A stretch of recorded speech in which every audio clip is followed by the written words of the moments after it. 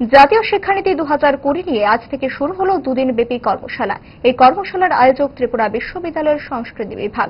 এই কর্মশালার মূল আলোচ্য বিষয় হল নয়া জাতীয় শিক্ষানীতি প্রাণবন্ত নিবিড় গবেষণা কেন্দ্রীয় বিশ্ববিদ্যালয়গুলির জন্য রোডম্যাপ। মহারাজা বীরবিক্রম অডিটোরিয়ামে বসেছে এই কর্মশালার আসর। কর্মশালা উদ্বোধন করতে উপস্থিত ছিলেন রাজ্যের রাজ্যপাল ইন্দ্রসেনা রেড্ডি নাল্লু। এছাড়াও ছিলেন রাজ্যের উচ্চ শিক্ষা দপ্তরের মন্ত্রী কিশোর বর্মন। এই আয়োজনে ছিলেন বিশ্ববিদ্যালয়ের বিশিষ্ট শিক্ষাবিদ, শিক্ষানুরাগী, গুণীজন সহ পড়ুয়ারা।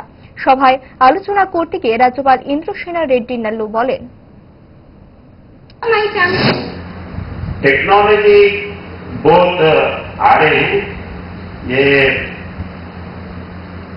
promote multidisciplinary research and innovation in higher education और सेंट्रल यूनिवर्सिटीज में पहली चीज बहुत सब लोग सेंट्रल यूनिवर्सिटीज का है,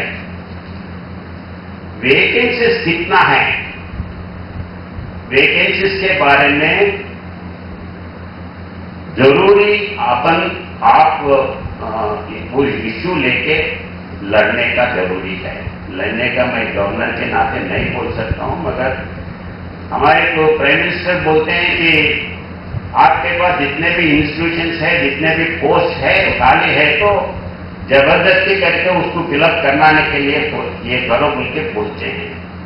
अगर वो फिलअप नहीं हुआ तो as a chancellor you are the responsible ऐसे बोलते हैं। तो मैं आपको भी ये इश्यूज बार बार आने के लिए आप ये कर सकते हैं।